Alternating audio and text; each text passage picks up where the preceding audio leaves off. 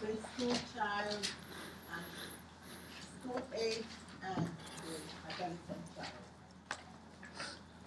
At the end of which we will have the remake of the MEGMAT exam for those of you who have to do the exam over. If you are doing it over, it's not that you didn't know how to do the calculation, but it's just sloppy mistakes when you are in a hurry to put down the answer and or to read the question. So I'm giving it back to you in the same exact format as the previous one, but it will have different numbers. So you will recognize those questions, but you have to state your answer as, if it says give the answer for ml per hour, that's what you have to state, and not give me drops per minute. So if you say to convert from gram to milligram, to gram to milligram, yes, you do that. If it says to give the maximum that the child can receive, the numbers are right in front of you. Look for that maximum number and use it to do your calculation, and not to kind of give me the same from this to this. I don't need the range. If I need the range, I'll ask you for the range. So that's basically simple things that you need to do. And the same thing will be true in real life when you are asked to give your medication. I gave the range. Okay, so and then the I got a message on PrepU. That PrepU thing, like I told you, the quiz will be open today. I deliberately set it to be after your OB lecture because I don't want people on that side looking at that PrepU instead of paying attention to their OB lecture, because that has been the case in the past. So I open up my thing after your lecture at 4 p.m. That's the one time it will get open, so that after the lecture you can look at it. All right, and I have it open up until, I believe it's Tuesday morning. It's not Tuesday morning, but the 17th. 17th. That's a Friday. I mean, no, it's not Friday. It starts today, and I think the finish is the 17th. I know it's 1 week, whatever that is, 1 week, but it will not interfere with our class either. Do the quiz again? Okay, so Yeah, I need a haircut, right? you log in, Sideburns are like The Rock. yourself, and you take the quiz. But if you want, The Rock like, says. and I recommend that, you can do the quiz yourself and do the quiz, see how the questions look like, quizzing yourself without going to the one that is assigned. Because for that one that is assigned, once you click on your answer and you move forward, you will not be able to go back to change your answer. They formatted it that way because they are kind of mimicking the same thing you would do in NCLEX, because in NCLEX, you will not be able to go back to the previously answered question. So we're just practicing for the big day that will come next year, sometime next year or thereabout. Okay, so that's what we're doing here. Can I see that? So it's an open book. You look at the open book question. You can have your book on your thing, study the topic, and then go back and answer the question. But you will not, once you click on your answer, you won't be able to go back. So just use it to study, and the same format will be your exam. That was exam number 1, so the same way. So that's what that is. So do not be in a hurry to do it. If you have the whole 1 week to do it, just take your time, but submit it by the due date. Okay. Now, the other question was somebody bought, I forgot who asked that because when I was answering, my screen froze, and then I got up, so I was able to see it back, and then when I submitted my reply, it gave me like I think 8 of the same thing. So I clicked on 7 to delete that 7. When I said delete the 7 so that I have only one response, by the time I went back, both the original question that the student asked and my response was gone. So I did not remember the exact question word for word, but I knew it had to do with if you have first edition of, if you have a used book, first edition of the current book, and you want to buy, use this the study guide that they used for current first edition, they are not the same. What we used in the first edition was the study guide, which they have a print version and an online version, which we used, and I was able to migrate that particular program to the Blackboard. But with this PrepU, they did not give us the ability to migrate it from PrepU to Blackboard. That's why I'm not able for you to do it on Web Campus. So, but the other one, they did give us that option to do it, but not with this one. So, my response on that question is, if you had your book already, they come as a combo. The combo will be cheaper for you, but however, if you have your book separately, you can still buy the PrepU on its own, and then just select the number of weeks or months that you want the subscription to be. It can be for 3 months, I believe it's 6, and then 1 year. Whichever one you like, it's all your choice, what you want to do with that. Okay? All right. So today, our learning outcomes would like to define growth and development. And we'll have to look at the gross and fine motor skills of the infant and toddler, meaning the ability to move their muscles and the ability to move their fingers, fine motor skills. We'll also look at the normal physiology, cognitive, moral changes in the preschool, school age, and adolescent child. We'll have to, with all this information, because we need to be knowledgeable of the appropriate anticipatory guidance that is appropriate for the as the child grows. Meaning, what advice can we give to the parents of a growing child, what we can tell them to watch out for as their child is growing, what the child will be able to do on the next developmental level. For example, a 3-month, an infant cannot flip from side to side, but as they grow, they come to a 3-month appointment, they are not moving. But by the time you see them again at their 4th month or maybe 5th month appointment, they are coming. That child may develop that ability to start flipping, so you can tell them what to expect. So that in the interim, if anything happens, they'll be aware of it, that this child is growing and this is what the child will be able to do, because all we are trying to do is to prevent injury. Okay? So we also have, with all that, implement a care plan and or teaching plan for the parents in regards to growth and development. So with that, defining growth and development, you will see that they have commonalities, but they're not the same. So growth will define, or will say that it involves a change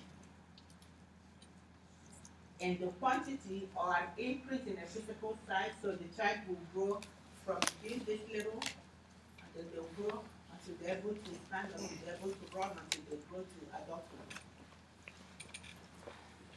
For us to measure that, we have to measure the child's weight, see how much the child is growing. We have to measure their height and also their head circumference. The weight, head circumference, and the length of the child, that we have to measure from 0 to up to 2 years of age during their health supervisory visit. But they come to that visit, each time they come for any encounter with the physician, you are measuring their weight, you are measuring their height, and you are also measuring their head circumference. And you are plotting this in a graph. So, yes, it's an increase in that child's height and weight and all that, but it does not really include development, the way the child is developing.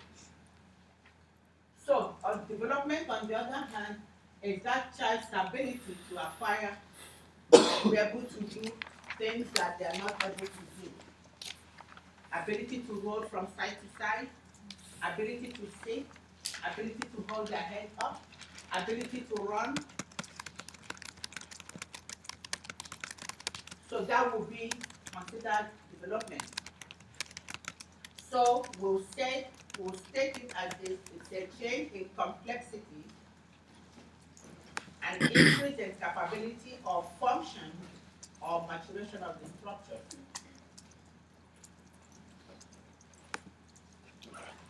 It includes changes that occur through growth, then because they're increasing in size. It includes that. It includes the maturation of the structures, and it also includes the ability to learn what is going on. So if you will be safe, if you say that development includes growth, but growth does not include development. Are we okay on that? Okay.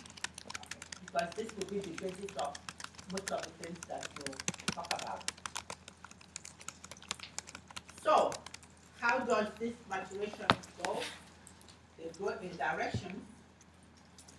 First one that we can easily recognize will be the head to toe maturation style. In infancy, the child is not able to hold their head, but as they grow, they are able to hold their head. By 4 months, definitely they should be able to hold their head. Any child that's not able to hold their head by 4 months, that child, after 4 months, that child needs to be checked out for head nod.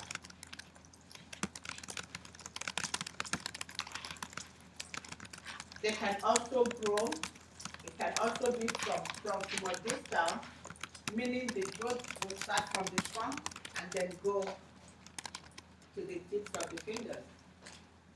In other words, they are able to get control of their trunk by the ability to sit and to hold their head erect, and the ability to sit with or without support before they can achieve that fine motor skill, able to kind of have a control of their fingertips. So it will grow from middle and then goes outwards. And then the next one will be from mass to specific. The child has to crawl first before they can walk. So all these some things that you see them and they happen sequentially, but not all children or everybody does not have the same rate of growth. It varies. So when you see the paper, it will say that by so months, the child should be able to do this. That's an estimated time for the child to do that. You can see children that are early developers, and the other hand, you can see the ones that are later developers. But once they go beyond that time frame, definitely that child needs to be evaluated if they are not able to do what they're supposed to be doing within the time frame they're supposed to be doing it. And that's the time they need to be evaluated, because you know that early identification of a problem, you'll be able to kind of put in your interventions in order to achieve a better outcome for that child, for the family.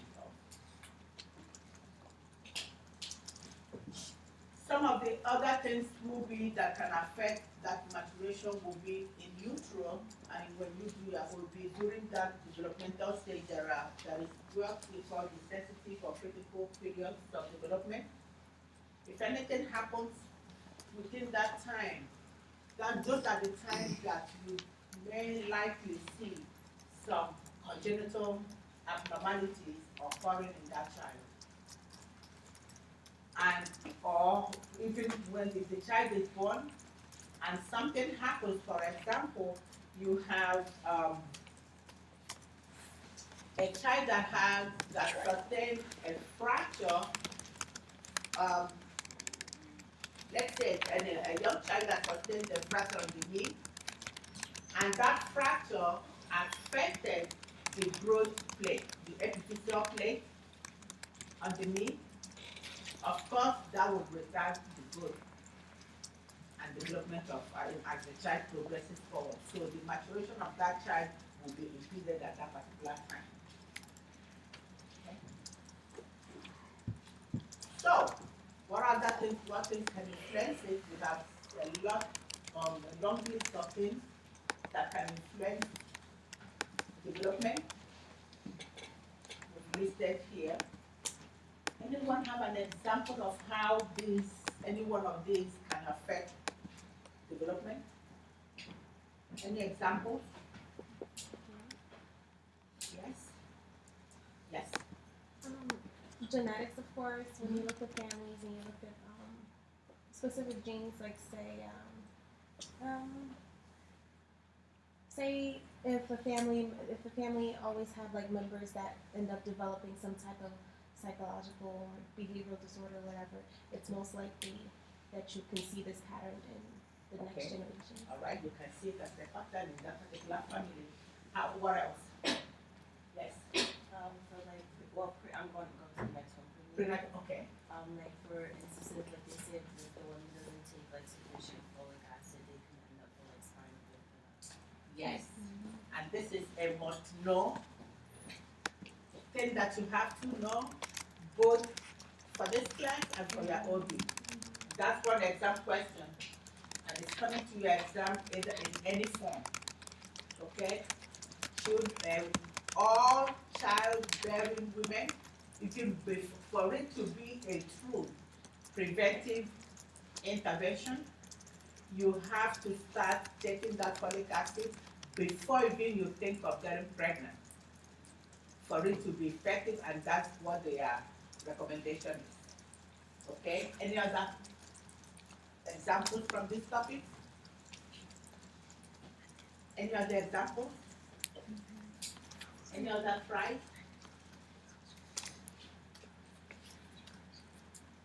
Socioeconomic status, that one should be a given. Yeah. Any examples? For living in a poor environment. Okay, living in a poor environment, coupled with yes, Couple who's not able to get the right nutrition. right nutrition, because nutrition has a fair, yes, if not number one, that impacts development. Any other examples here? Yes. Not being able to get the medical care you need. Okay, now we are also treating those conditions. Yes, failure to thrive, that will come with problems that they have stemming up from nutrition. Okay, so you see that all these have impact on the development of a child, and also it can put some kids at risk, especially with the the environmental conditions that we see, the effect of media and all that, and of violence, you see that, all that. even toxicity in the environment. No wonder we have so many kids these days that are allergic to one thing or the other. So you see that when you put everything together, they are all having an impact on the way we are all living. Okay, so development, again, we have several types. We looked at it, we have physical development, mental development, which we group as cognitive, personality, moral, and spiritual. And then we look at the role, sex role development, and the body image. All these will go into details when, later on as we look at those types of development in the next slide. For the physical development, we're looking at the external proportions that we see, what we can see physically and say, oh, yeah, this child is really, you see, some kids are really, though they are young, but they are really big, but cognitively, they are not quite, you cannot compare the cognitive level with their size.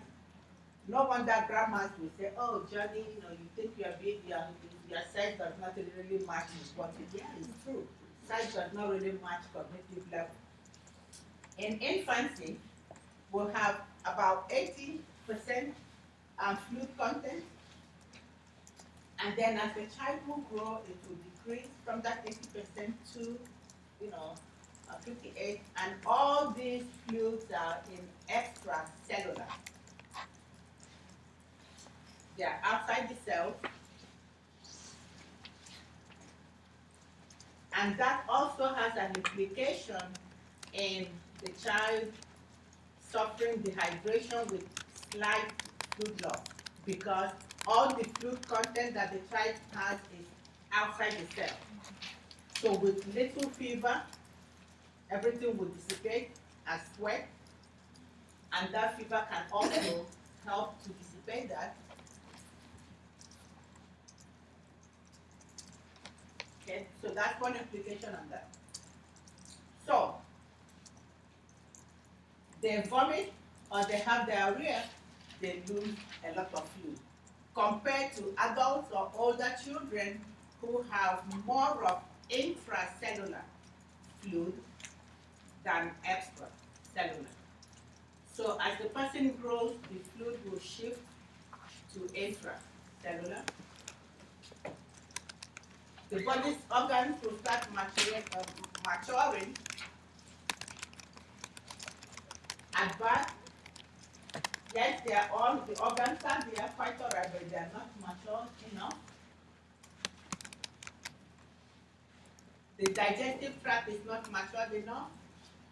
Therefore, the child, the infant, cannot tolerate regular, milk.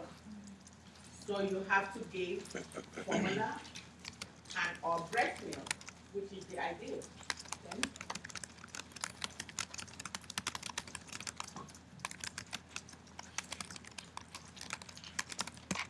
Also, the kidneys, they cannot, dilute urine.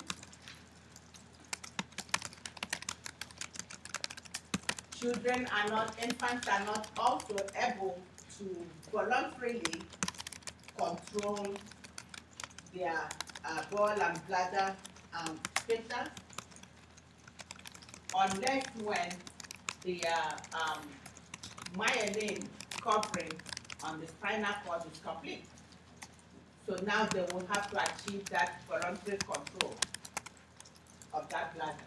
So this is just like giving you an example of how those systems will mature. The brain is huge and is growing. The brain has very high affinity for oxygen, that any slightest thing that deprives oxygen to the brain, you end up with an injury to the brain or an insult to the brain. Sometimes, like when you have like a fetal distress, you have intrauterine hypoxia, and if that fetus is not delivered promptly, you may end up with a permanent damage, and that child may be born, and then they say, oh, the child has cerebral palsy, simply because of intrauterine hypoxia, deprivation of oxygen to the brain. Okay? So you will also notice that the metabolism also will be high. And how do you tell? In infants, their heart rate is very high, and that's normal. You can get up to 140, 160. 60, 160 will be to the high limit. Okay? And that's perfect. But if you get a heart rate of 140 in a 10-year-old, that is not normal. That is a problem. Why is that heart racing? Something is going on with that child. Okay, so the younger the child, and as the child, the higher the heart rate,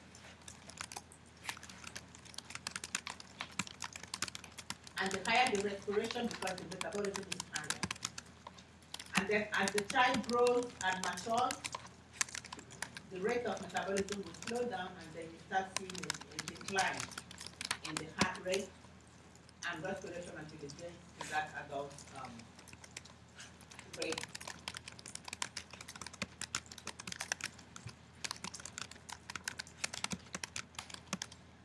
In our cognitive level, now this, when I get to the infant, so we just did the other look at the infant system. So for the cognitive level,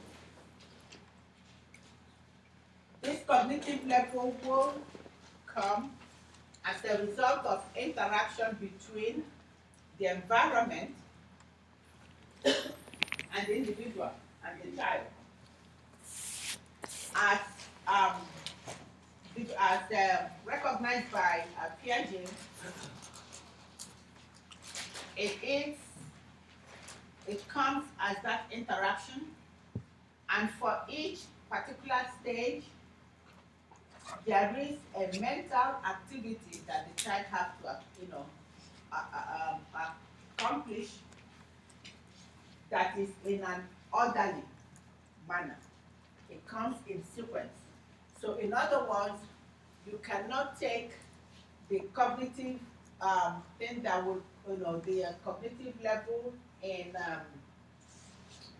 a preschool child cannot precede the cognitive ability of an infant. No, it has to progress. You accomplish the infant one, you interact with the environment, you accomplish that.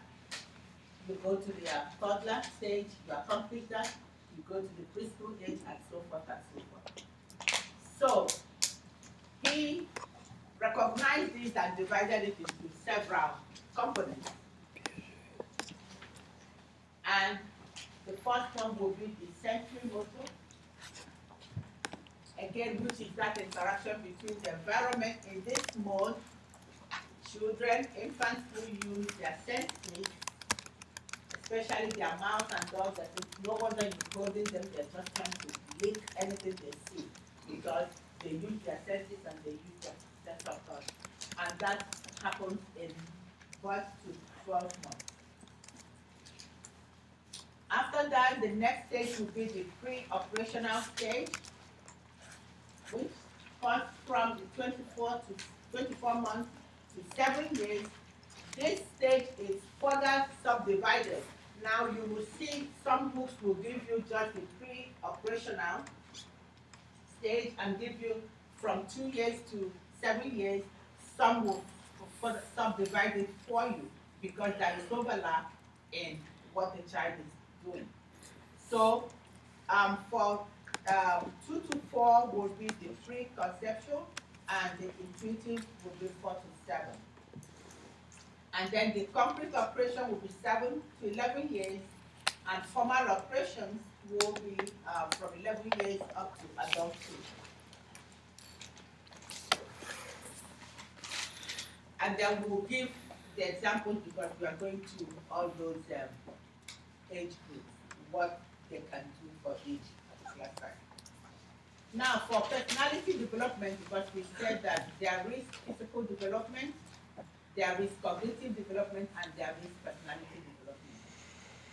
For the personality development, according to Erickson, there is a core conflict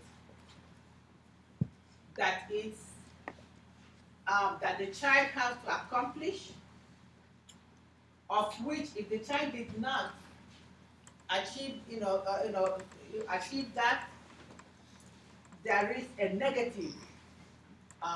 It will come up as a negative outcome.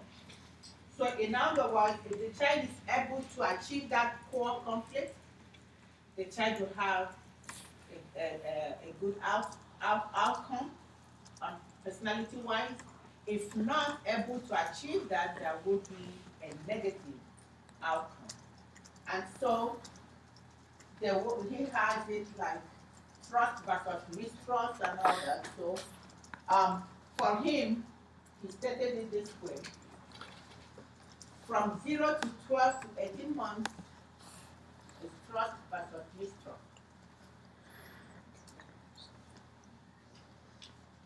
The autonomy and versus shame and doubt. If they achieve that level of autonomy by what we put in place for them to, they are good. But if not, it's shame and doubt. And then the 3 to 6-year-old will be initiative versus guilt, which are the preschooler. Industry versus inferiority will be the school-age child, and the adolescent group will be the identity versus role confusion. And then I just put the other age groups just to have the whole thing complete. But for our own purposes, we'll stop in that identity versus role confusion. Sometimes we deal with intimacy versus isolation when we see some of our patients 21 years old, or some with cognitive chronic illnesses that are up to 23 in the pediatric environment. But unfortunately, some adults still find themselves in that identity versus role confusion, unfortunately.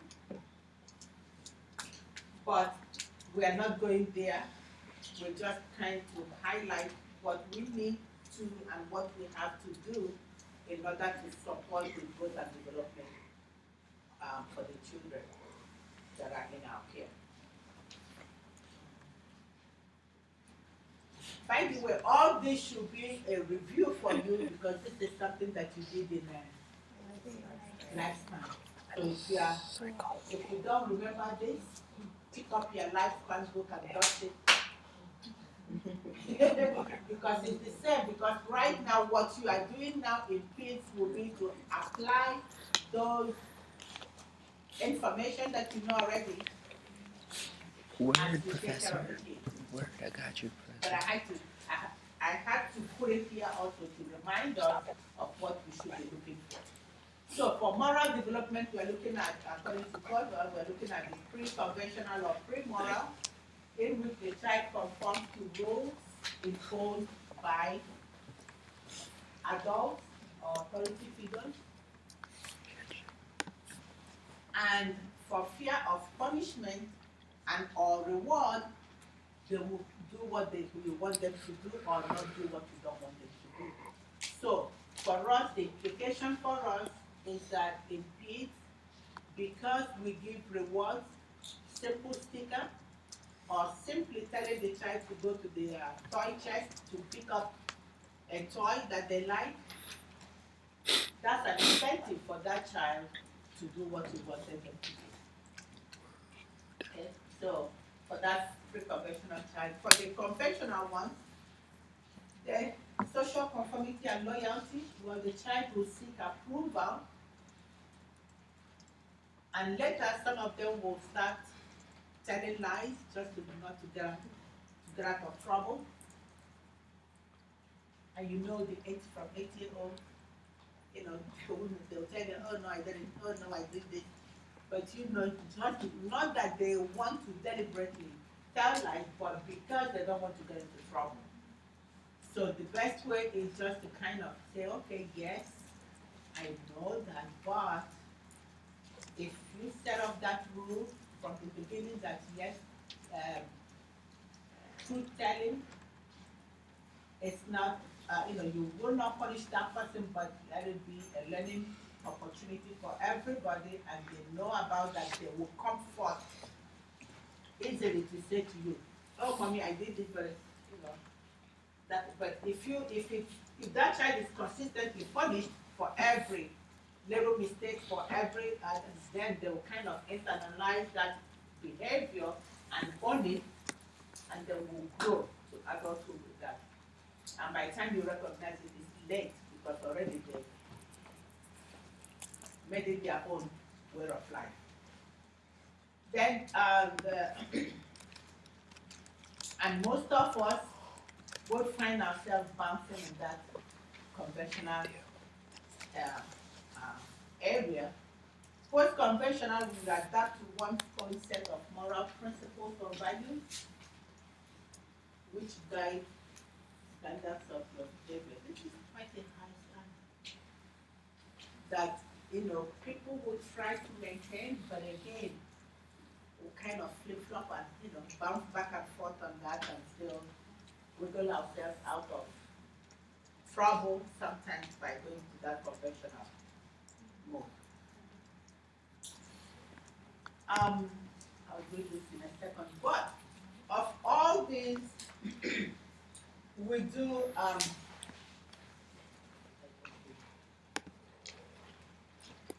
for all these, we will assess development in some way, and those health supervision things that actually this guy should talk after this. Sorry. So the developmental screening that we do is that we would like to see the children, the children to come to us in the clinic or healthcare facility or anywhere that we would like to see them. And we would like to maintain, monitor their development. We would like to see how they are growing, how they are developing, and so that if there is anything, we'll have to recommend our advice on how to correct some of the problems that we are noticing. And this, we would like to do that at birth. Once the child is born, the child gets their first physical assessment. The child will be seen by a pediatrician. And then upon discharge, some pediatricians will say, okay, come back to my office after a week, you are home. Or most of them will say, in 1 month, they'll come. Again, in 2 months, they are coming. 4 months, they are there. 6 months, 9 months, and then 15 and 12 months, 15 and 18 months. So the child will come to the clinic. And then the last one for that infancy period will be 24 months they are coming. And these are for all well visits. They should come. And with that well visit, they're also getting their physical exams, they're getting their height, weight, head circumference,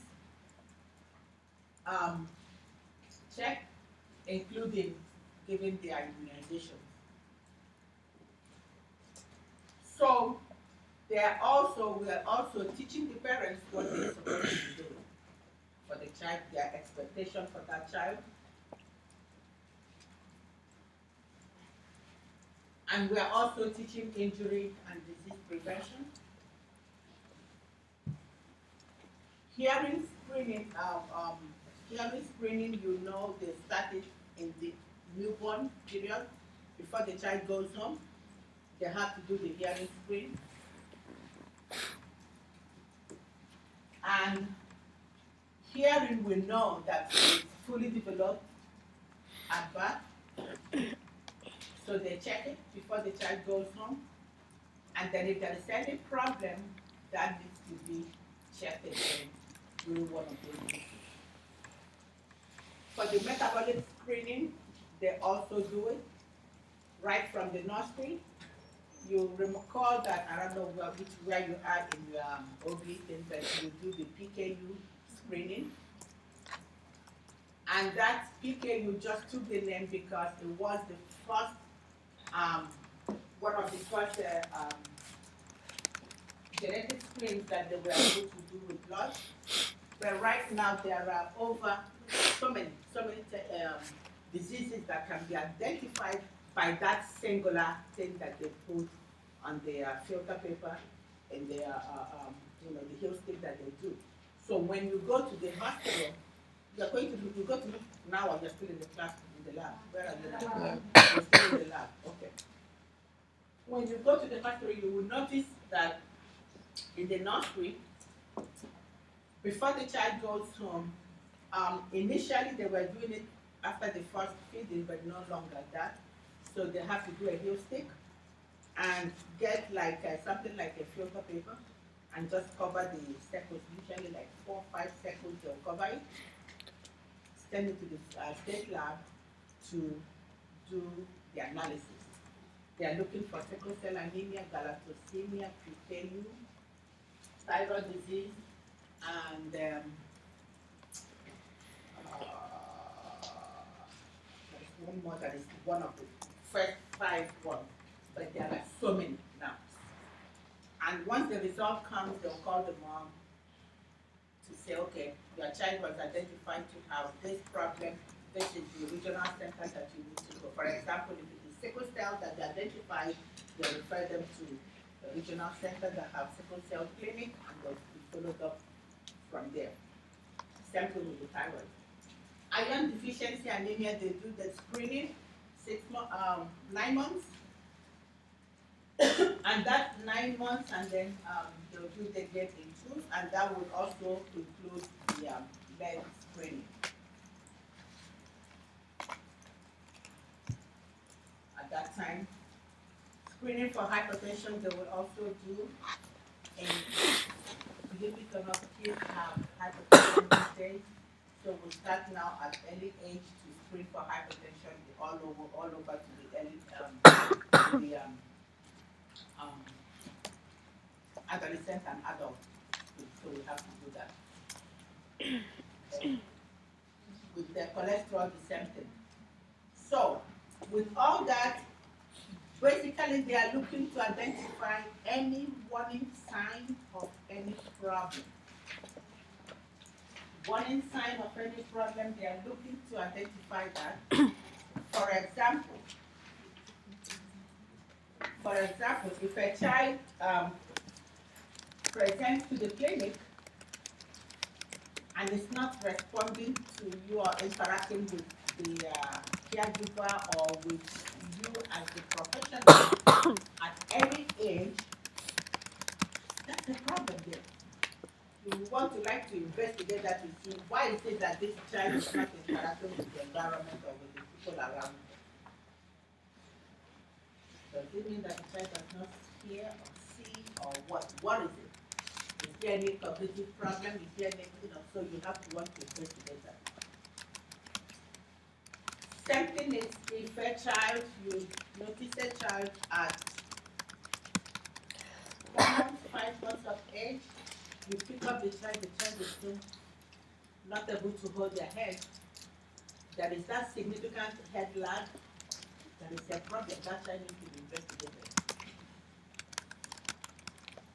Or by 6 months, the child cannot smile or cannot babble. They should be able to make some sound, and they're not. That child needs to be seen.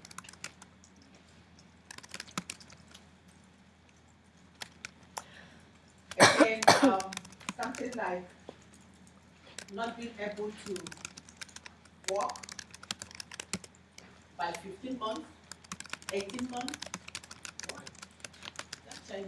Something is wrong, really wrong, because these are things that are milestones that you should be able to achieve prior to that particular time. Again, we'll tell them about their immunization. We talked about immunization last time, And I just put this slide here to kind of remind us of what we need to be doing. And I'm just going to flip to the report that just, the schedule that just came up, on the 28th, last Monday, of what we are using, which is basically the same thing, but every year, like I told you last time, the American Academy of Pediatrics will issue their new guidelines for their immunizations every year. So that's what they will do, and this is I just need to pull up that report 1 minute. Okay.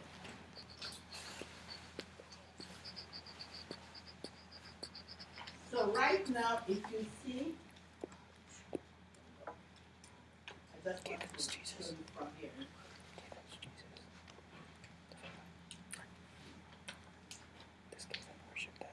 This is still brand new, so it hasn't come up to the one that you can print out and give but this was just published. Did you So, give it to us? if you look here, hepatitis B is recommended from birth up to that first 2 months that they will, at birth we give it. And then so ideally they give it before the child leaves the nursery. If not, within that first week that the pediatrician says to bring the child back, the child comes to the clinic, they'll get that. And then when they come again for their 2-month visit, they are getting the hepatitis B. In addition to, they can get the rotavirus and the DPT, which they will repeat up to, then the DPT at 2 months also, Haemophilus influenza, pneumococcal vaccine, and the polio. These are all what they'll get in 2 months. Please note that besides hepatitis B that is given at birth, all other immunizations that are given in 2 months of age, the minimum age you can give those will be 6 weeks. That child has to be 6 weeks minimum in order to receive the DPT, rotavirus, the hip, and the polio. Again, for the rotavirus,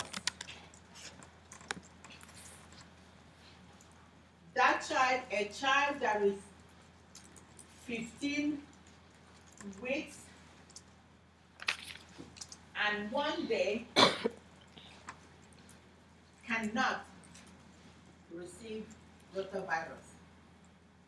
So in other words, you give the rotavirus, you initiate it at 6 weeks of age minimum, but once the child turns 14 weeks and 6 days, that will be it. You can no longer give it. You can no longer initiate it once the child turns 15 weeks. So that's for rotavirus.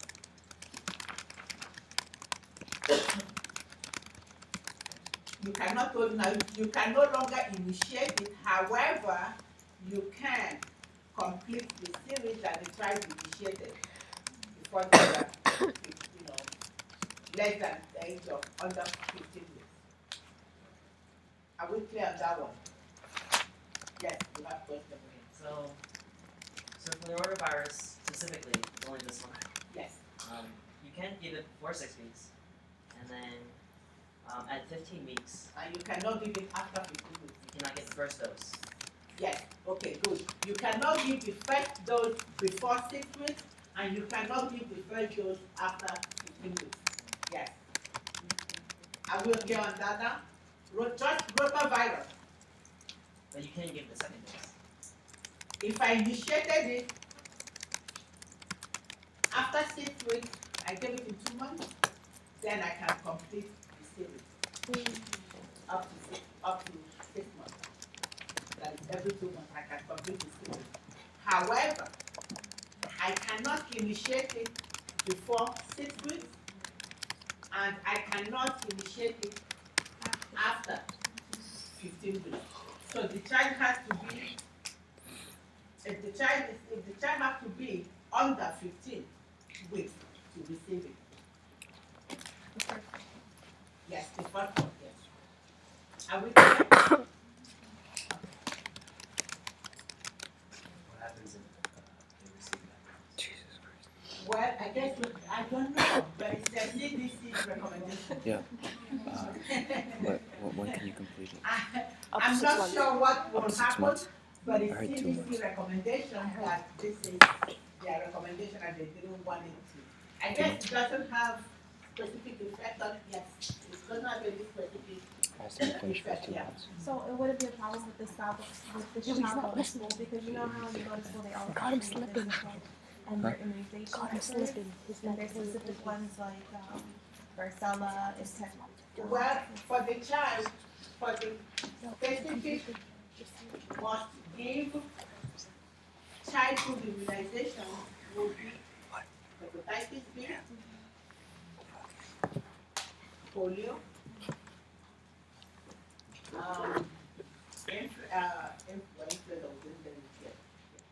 polio, Stop, DPT, stop. What are you doing? and hemophilus influenza. Okay, rotavirus, yes, it's recommended to be given, but if you did not initiate it early, then you don't give it. You know what? Let's see what they have in that catch-up schedule, but I don't think it affected them. Yeah. So after that, you know, if you look here on the catch-up schedule, it says 6 weeks, 4 weeks, and 4 weeks. That's it. They didn't tell you any other thing on the thing. But other ones, they will, if the child is sick, they will do a catch-up somehow. But they recommend it to them. Now, for the other ones, so you give that up to every 2 months, at least minimum of 4 weeks interval to give it. And then by the, and then you give the 10 dose of the hepatitis B. After you gave the 1 or 2 months, you have from 6 months to 18 months to complete the 10 dose.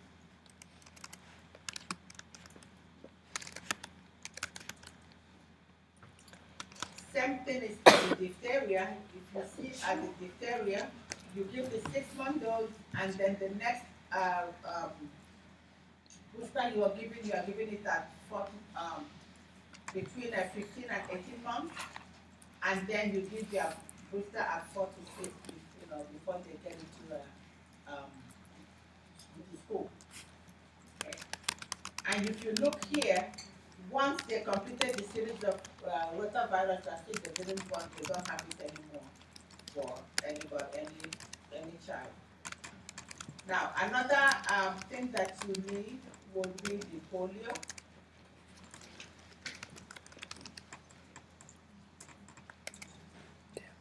And the influenza that is now recommended for any child 6 months and above at the season.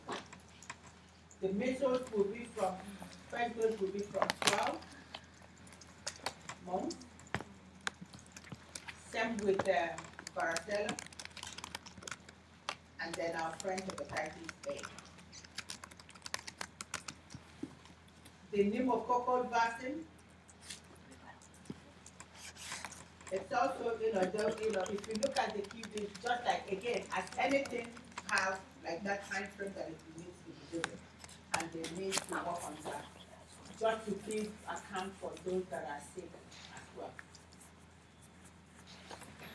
Go get it. So, our thing, like I said last week, um, we know we have those two types of vaccines, the live one and the um, non-live vaccines. The live ones will confer immunity for a longer period, and that's why, like, even at a later time, they don't have those boosters, like you do 2 months, 4 months, 6 months, and then you do another booster for that. So, for the inactivated ones, the non-life ones, they will confer a weaker immunity, and that's why they do the booster doses. So it's important that you know all these ones. Again, this is still the same chart that we're trying to look at before. Again, you give it, and give them IM injection. For infants, younger children, we need preferably the pill. For older children, we just give the Deltoid. We store in the fridge, and not at the handle of the fridge. And if for any reason you notice the fridge is not on for some reason, do not use that batch. Unfortunately, it has to be wasted. That's a waste, but it has to occur that way. Especially when you don't know how long that food has been off. Again, simple minor side effects that can occur with all that minor side effects. Okay, contraindications you need to know. Okay, any life-threatening reaction to any of the vaccines, it's a contraindication, and then you have specific ones that needs to be done. So once you do all that, again, you give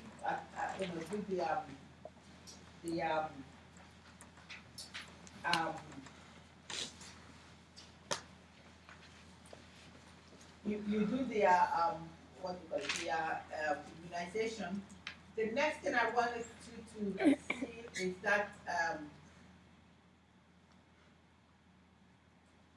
the other developmental screening that will be done. And one of those that is commonly done is the Denver developmental screening, which will be referred to as the DDS2. It is DDST2. It is the DDS22 because this is the revised version of the original Denver screening. And with that screening, what they are doing is look at the personal social component of the of what the child is doing, personality-wise and social-wise. What is the child doing? How is the child reacting? They'll look at the fine motor development. They'll look at the language development, and they'll look at the gross motor development of children under 6 years. So for a child that is more than 6 years of age, they will not use the Denver to screen for development. They'll only use it if the child is under 6 years, and they'll look at these areas. They'll look at the personality, motor skills, language, and gross motor. And they also give allowance for those children that are premature. For example, you know that if a child was born at 32 weeks, so that child is how many weeks premature? Huh? I said if a child is born at 32 weeks, that child is how old premature? 8 weeks. So when you do your Denver 2, you have to do it for the corrected age of that child. So in other words, you give you give credit to that.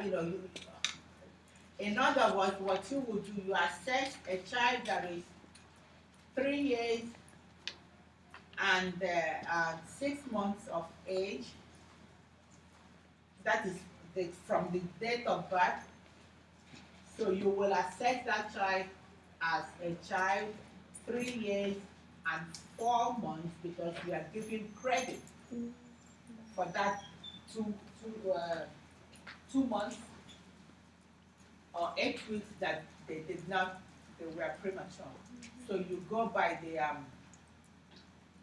corrected age and not the chronological age of that child when you do the DEBRA. Again, note please that they do not test intelligence of the child. They do every other thing but intelligence. Okay? Another thing that they also do in children will be the use of play and assessing the child's function. Each age group have certain characteristics of the way they play. For infants, they can play by themselves, they entertain themselves, they can just simply look at their hand, and that's their mode of playing. So putting like a bright object or mobile that is rotating in their thing can sitting in front of their eyes can really offer that entertainment to them. For the toddlers, you will notice that it's parallel play. They play, they can play amongst themselves but not together. So each person is busy with their own thing. Okay, so they are just playing. Preschoolers will use associative play, and they like to play. School-age children would do cooperative play. They like team play. That's why it's so popular in there. And by the time they are adolescents, they are masters of cooperative play. Okay? So, and all these play, all of them have an effect on both the sensory, intellectual, socialization, creativity, and self-awareness of the individual. So, in other words, play can affect all modes of development in a child. Because with play, they can also do sexual identification, and it can serve as an outlet for them to give up both their physical and emotional energy, and it can also be a therapeutic thing for us to use. And you will notice quickly that when we start taking care of kids at the bedside, you can incorporate play to get them to do something. For example, you are trying to get a child to use the incentives parameter. And you bring that thing in front of him and say, okay, now blow. They won't do it for you, but when you turn it as a play, or simply not even giving them that incentives parameter thing to use, get a top and a bubble and just have them blow the bubble. They are blowing the bubble, they are expanding their airway, you are accomplishing the same thing that the incentives parameter will accomplish. Simple. And then, that's the way we get them to do our things in peace.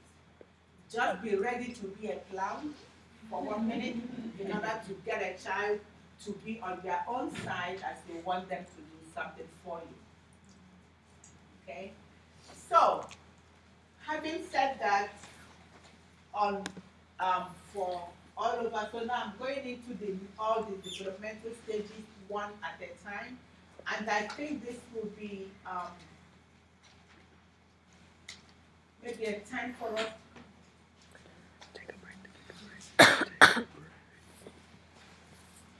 Okay, you know what? Let me do the infant and then we need a break. Who needs a break? Break, or we finish the infant and then break? No. Let's finish the infant. Infant first. Okay. All right. So Go past that too, man. Yeah, infant then break. It's good. Infant then break. Yeah. Okay. I'm okay with that. I'm okay with that. So, having given I like guys gotta a broad draw so much attention. thing of all of them, so now we zero in on the infant. So for the infant, we said before that from the first month, 30 days up to 1 year. From birth to 30 days is the neonatal period, which you will cover in depth in your OB. So I'll leave that for that content. So during the infant period, during that first year of life, there is a rapid growth. The physical growth is very rapid. The child's birth weight will double by the time the child is 4 to 6 months of age. And it will triple by the time they get to 1 year.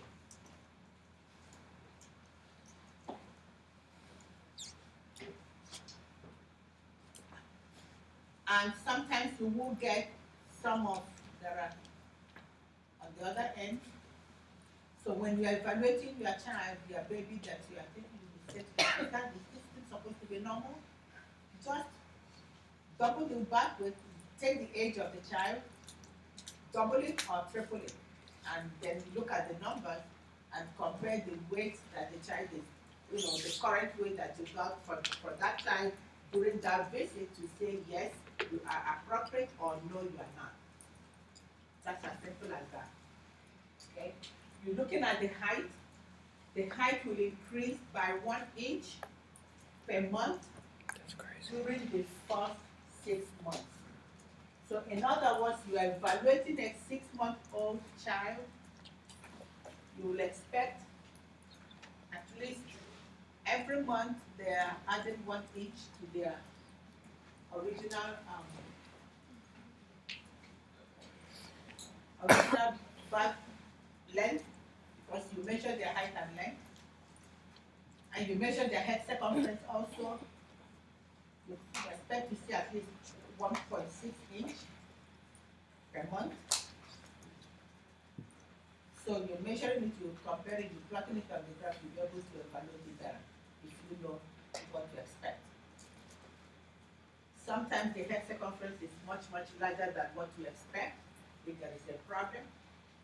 If the child has a blockage of the ventricles that cause the fluid not to circulate the way the cerebrospinal fluid to circulate the way it should, then you are getting like hydrocephalus, and that will be that initial time you notice you say, wait, this head is kind of getting out of proportion from what I'm supposed to be getting.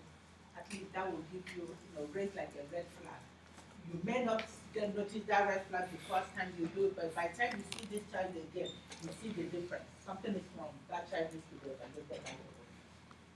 Okay? The fontanelles, we have 2 fontanelles, one in the front, the anterior, and then the posterior one. The anterior one should close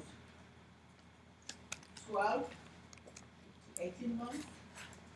And this is often an area where parents will ask you questions. Oh, I noticed that my child's head is pulsating. Why is that?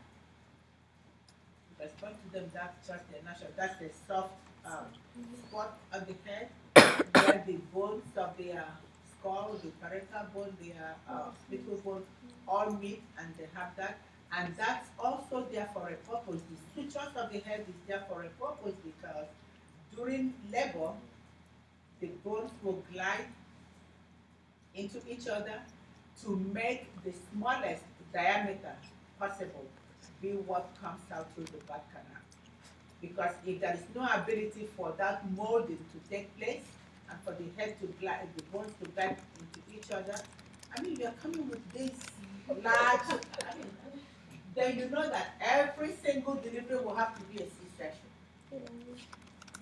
But God made it in such a way that there is still something that mechanism of labor and that molding will take place and it will happen, and then Once the child comes out, the head is so awkward, and then you look at him, this is not my baby. Give me 48 hours, all the bones will, settle back where they belong, and now you see the beauty of the child. That's my baby. No, just tell them, don't worry, we'll talk about this thing tomorrow, and we'll see whether you still have the same opinion. But not when they have a structural defect. That was a different thing altogether. So when that happens, so you tell them, yes, that's okay. But for us, though, you're looking at a child that is that age, and boom, their pseudofontanelle is bulging. Sometimes when they cry, with that increase in tension in the brain, you see bulge. However, when there is problem, there is that persistent bulge, even when the child is not crying, there is an increase in intracranial pressure. There is problem. That child needs to be evaluated. On the flip side, you see the fontanelle that is sunken, very depressed. Increase. That's when you see the face of dehydration. Okay? And then even before you start noticing the skin color that is so dry and non-elastic, look at the fontanelle. They will tell you something is wrong. And then because all we are trying to do is to be able to identify a problem early and offer our intervention to prevent it from progressing. So for our friend, the posterior one is between 6 to 8 weeks, that one is closed. It hasn't significantly during molding, but not, for us in particular, our interest is in that anterior fontanelle. Posterior one is important too, but for us, post, we like the anterior one. So it becomes a basis for our own access. Like I said, during the intro, the respiratory rate will be high and then it will be. In infancy, the initial respiratory distress that they will see will come from a reaction, even viral reaction, because that viral upper respiratory tract infection can cause a problem because you're looking at inflammation of the airway. And once the airway is inflamed, that is the ability of air to pass through that is so small. Remember, the airway of a child is just about the size of their pinky. So you can imagine this pinky of an infant, and with that pinky swelling, closing that, so you know that the air that will be passing there is just very minimum. So that slightly swelling can cause a lot of respiratory distress in a child and an infant. The immune system is not mature also. During the immediate newborn, they're still using their maternal ancestors they got from the mom, and by 6 months of age, everything wears off their own age. So that's one of the reasons why you give the immunization. So they have the passive immunization from mom and back, and then you give the active one so that they can develop their own immunity. Cardiovascular system, same, hematopoietic system, yes, they have their red blood cells, they're still dealing with that of mom. And then slowly there's, when you think of newborn jaundice, immunization. This is just the body's nature's ability to kind of destroy the excess red blood cells in the body. Okay, as that is happening, that destruction is happening, the hemoglobin level is dropping, and you are having both the heme and the globin. So you have the globin, which will show on the skin as the yellow discoloration. So with that, you have that newborn jaundice, which is fine, and the child should be able to overcome it. However, when there is a rapid rate of destruction, that's the time that the level of jaundice will become so high to the point that that child may require to be put under therapy light, and in some instances may require exchange blood transfusion sometimes.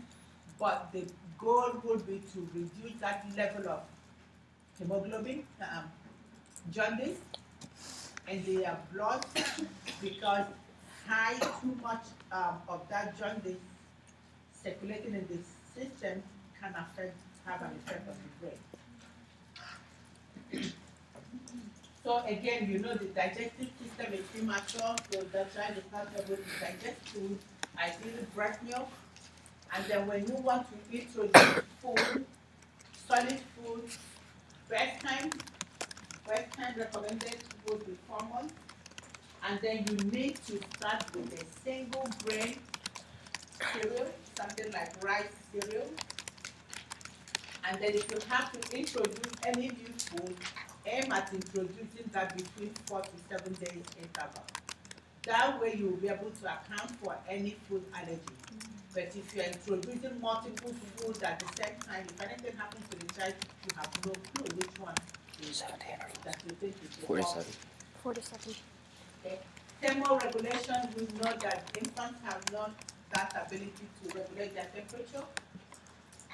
Therefore, in their newborn assessment, what we call it, we say to you that you do not overexpose them because they are not able to. Initially, once they are born, they put them under that radiant light and then wrap them well so that they'll be able to control their temperature. As they are able to, as they grow, they will be able to control their temperature. Renal function is not fully functional. They will also have that inability to concentrate urine.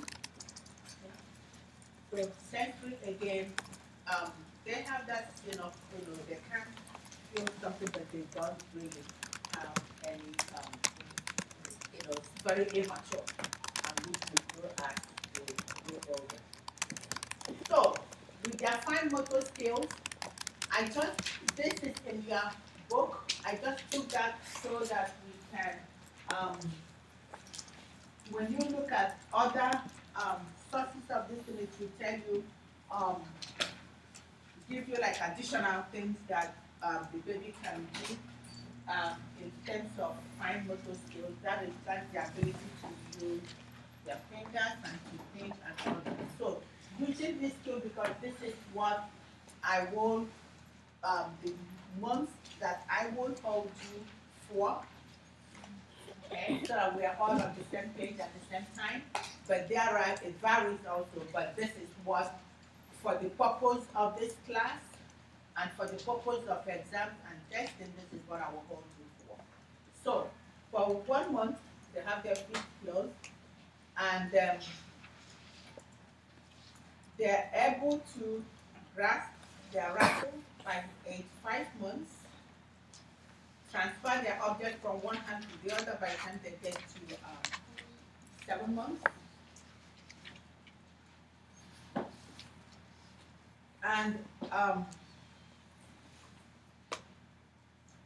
when you play with them, you see that they're able to offer their objects to you and release them, or they can look for things, or they're able to, this month, number 12 months, they attempt to feed themselves.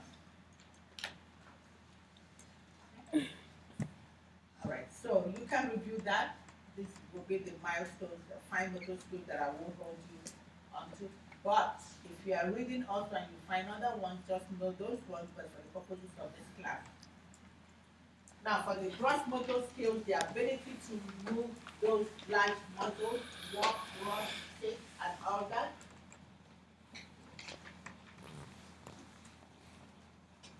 Know that by all these things, all these months, they are able to do that. We talked about the head a lot. They are able to roll from back. They're able to roll from front to back. So they are laying on their back. They can roll on their abdomen. Okay, by 5 months. By 6 months, they can sit with support. 7 months, they can sit a little more with support. By the time they get to 8 months, they are unsupported. Okay, and they're able to pull themselves to a standing position at 10, and by 12 months, they should be able to sit and then get themselves up. The way I remember this for myself when I was in school is that this nursery rhyme will be head, shoulders, knees, and toes. So it will be by 3 months, I'm holding my head, shoulders by 6, knees 9, toes 12. 3, 6, 12. 3, 6, 9, 12. So head, shoulders, knees, and toes. And then Holy. 23. So which means That's by not 3 cute. months, you should be able to hold the head. Anything after 3 months and I'm not able to hold my head, that is a trouble. By 6 months, my proximal, I should be able to hold my trunk. And if I'm not, that's a trouble after 6 months. Okay, so by 9 months, I should be able to sit. After that, there's trouble. And then 12 months, I should be able to start. So 3, 6, 9. So that's what I used to remember. And then I have just pictures of what it is that the child should be able to do. So now if you look at this one, there is this head lab. See here, this head lab is okay because this child is very young, but it's not okay here. See? So normal here, not normal over here. Now if you look at here, this is okay, this is okay. So by this time here, they should be able to kind of sit. See here, they're just trying to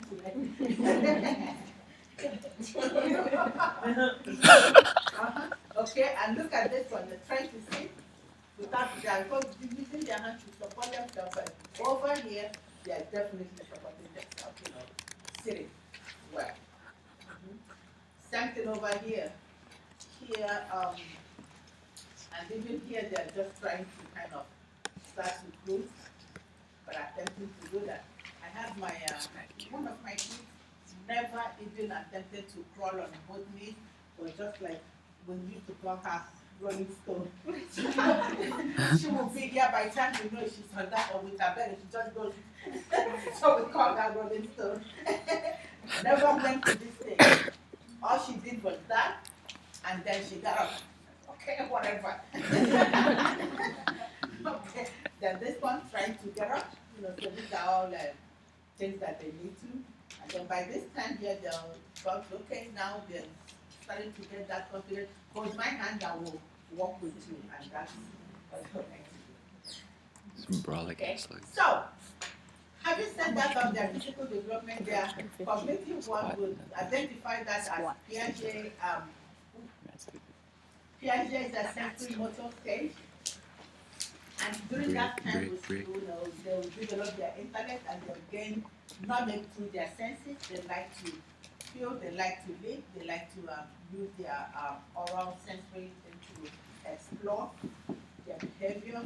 But there are three things they must accomplish under Piaget's rules. Number one, they must achieve that concept of object permanence, meaning that they will develop that ability to look for anything that is not within their sight. So in other words, hearing peekaboo, they see this object right now, and then you take it, they'll start looking for it by 8 months. Earlier than that age, the object disappears in their presence. And that's it, they'll just accept it as they see it. But after up to 8 months, 9 months, you do it, they'll start looking for it. Okay, they'll know that something has disappeared and they look for it. That's it, that is that object family. Another thing they will start to develop will be that ability to separate themselves from their primary caregiver. They will know that, yes, mommy, you are mommy, but I am me. But before they see it as they are the same thing as their parents, as their caregiver, they don't know that discrimination. And that is at that time they will start to gradually you start developing, knowing who is their real caregiver, and when that person is not there, that will be that early time that they start developing that separation anxiety a little bit. But they know that, you are different, I'm different, you are familiar, you are not. Okay? And then they have to also use that ability to use symbols or mental representation. They will kind of figure out one thing that they know or that they recognize as their own, and once they see that, they will know that yes, something good is going to happen or something bad is going to happen. For example, you see a child crying and crying, but for the fact that they heard the voice of the mom, they'll know yes, there is hope, mom is coming. Okay? Or there is okay, they see that bottle, they say, okay, yeah, I'm getting that in my mouth. But, That's what she but said. when they don't develop this, accomplish that, this, then they have no ability to do that. Now, comparing it to our friend Erickson, Erickson will be that trust versus mistrust. In the infancy period, they have to develop that trust in their caregiver. And to achieve that, you have to give them a consistent care. For them to recognize it as, yes, if I cry because my diaper is wet, my mommy, my grandma, my sister will come and change my diaper. And I know that for a fact that it will happen. If I'm hungry, I know for a fact that my daddy will bring bottle and give me my food because it comes in consistently. But when you don't give them that consistent care, then they'll start, they will not develop that trust. And that's the time they will not have that hope that something good is coming to them. And that's when they will develop mistrust. Unfortunately, some of us they still develop that way because we did not receive that consistent care even as an adult, and that you kind of mistrust everything that comes your way. And it takes a while for people to get out of that mode, if I thought they will, because everything you're doing for them, they are taking it with a grain of salt because they do not trust anybody. And that also can affect the way we relate to people. So that's one thing we need to do. So for their language development, of course, crying is their first verbal language, and then they will start to coo and move. And that's why we said by 7 months and they cannot smile, you need to check that child out. They should be able to make one sound. They should be able to call Dada, Mama, initially without meaning, but by 9 months they should know who they are calling and what they are calling. Initially, when my child was calling my husband when he wasn't even there for long, I'm like, I'm here cleaning all the foods and you not even call Mama, and you're calling the person that is not even close. So, but again, mothers will react that way, but it is our job to just remind them, yes, they can pick one. Dada is often the first one that they call indiscriminately until they develop that sense to know that, yes, you are Mama and you are Papa. But at that time, they don't know, everybody is Papa to them, or Dada. Okay? So by 2 to 3, by 1 day, they should use 2 to 3 words that are kind of meaningful to them. They can call their feeding bottle Baba, and once they say that, or when they want to sleep, they can use one word to identify when they want to sleep. And the parents will also take that to give them that. Again, if none of this is happening, we need to evaluate that child for, speech and or hearing. So again, there's anxiety level I talked about. So our role also is just to make sure that we promote growth and development. Promote development through physical growth, cognitive and emotional. We'll use their play and we have to promote breathing, so we need to read to them. Yes, they are little, but yeah, they can still listen and they can read. They can start with no time is too early to read to a child.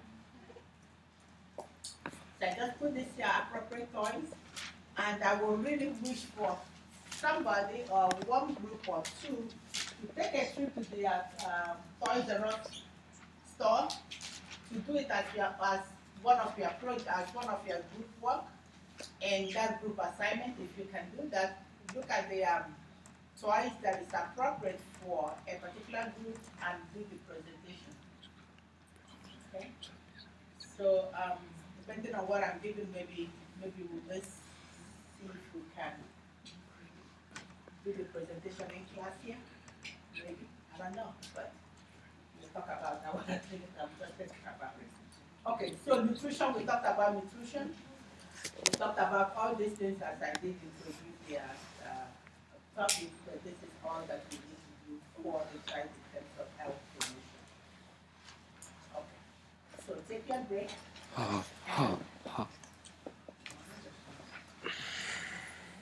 You have this on your thing already. Don't Yeah. touch me, please. Okay, so since you had it on, so what do you think about the measurement?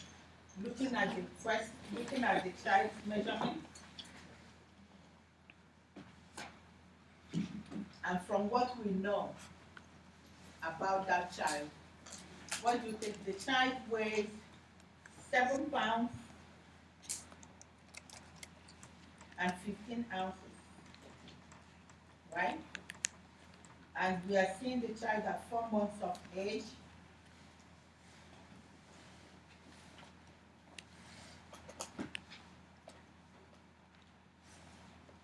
So what do you think about that weight? That The weight. 5 pounds, 15 pounds. any takes? Too high. It's too Yes. high. Well, believe right. So we said that from like around first and second month they're one weight, and then it doubles the weight by 4 to 6 months. So 4 months later, the weight doubles from 7 to 15 pounds. Right about that. Huh? The weight doubled. And, I thought it was for the first 6 months they grow 1 inch. 1 inch. Is it 1 inch? Or is that afterwards? No, I thought they get. I thought they.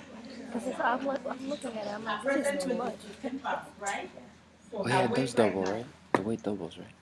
No, her present weight is 15 pounds, 8 ounces, right? Okay. Her weight at birth is 715. So is that appropriate for her? Yeah. Yeah. Yes. Okay. All right. So now the next one says she's been breastfed. Her mother asked the nurse about adding juice and cereal to her diet. What would you tell her about the introduction of solid food? Do a Not juice it. grain. Single grain first, Okay. and So introduce a at new 4 one months, so you will every advise 7 her days. to Like cereal. single grain if she has to introduce that, yes. Okay.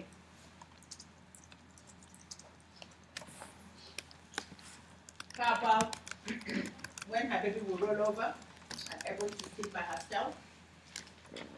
So what anticipatory guidance would you give her about the gross motor development?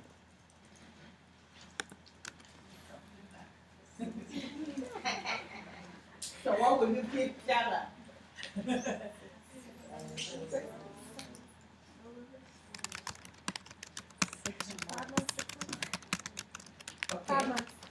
Okay, so you will tell her that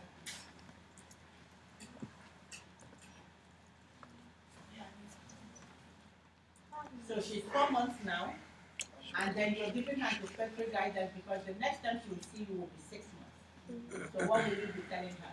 So by the next time I see you, By the time she comes back, she'll be able to. yeah. By the time she comes back, she should be able to, so she has to be careful about putting her on her changing table I did a to bit. change her diaper, and then she goes, okay, Alicia, you stay here, let me grab my diaper. And by the time she grabs grab the diaper from Baby, underneath, she's on the the floor. baby's on her back, and then from her back rolls the floor.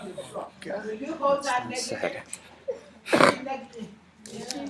You hold, really? No.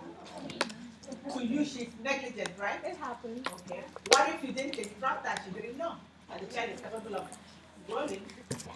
And even if she knew, I feel like you have no control over a baby. If the baby's gonna roll, it's gonna roll. Well, she could have prevented it by like putting something like a side roll. Well, she could have prevented it if she knows what she could have prevented it. That's okay. Yeah, she could have prevented it, But if she leaves, like if she puts the baby on the bed and then leaves, Right. that's negligence to yes, me. if she needs, but you will know that you will find it often in the unit. The child is resting in the crib, And if it gets side draped down, Every and break. mama is at the other end of the room break. reading her paper. and they be the first one to sue. Okay, That's so all right, so that's it. So that's before Gabby. we kill somebody, we make sure that we give them that knowledge.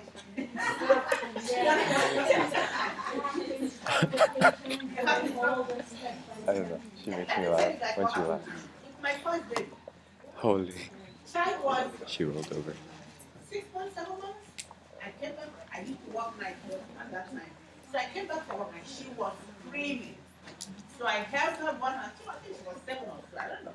I held her one hand and trying to make her formula. So I tried, got my, because I used the powder thing. So I'm pouring hot water on the, because I thought she would cry blood. Okay, I didn't know that she would not cry blood. So I'm holding her, trying to pour this thing, and then what she did was just, so she got 1, 2 fingers. Boy, we got to the emergency room. Oh my God. It was like, I cannot tell you how many interrogators that I got that day. After I did that, I'm like, no way, ever. Even if you're crying blood, and I'll tell every other parent, let that child cry blood and blood better. Boy, it was like, They ask you why. yes, No question. and then just to see if you would change your story. Yeah, it went, yes, it was, but again, when we talk about child How did she abuse, get back? look at the mechanism of the She injury swiped. and the pattern of the injury. That will also Check the give you a clue whether what the parent is saying is a truth or not, or where that injury was. So boy, but after I got out of that, never again. So, all right, what about the immunization? Happy. The second dose. What did she receive at 2 months? Happy. Yeah. Rhoda. And B, what else? Rhoda Did virus. she receive at 2 months? Is it Rhoda or Rhoda? DPT, what else? Rota. Polio, Rotavirus. okay. Rota. Yeah, if you started it, yes, what else? Any other Pneumococcal. Oh no, hemophilus. Hemophilus influenza? Right. Okay. All right, and then what immunizations will she receive at this 12 child visit?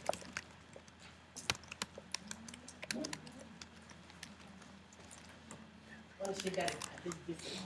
Everything that we just Everything she got before, yes. Everything she got before she's receiving at this time, because you need to give it at 2 months, 4 months, and 6 months. Okay, all right. So let's take our break and we'll come back with the toddler.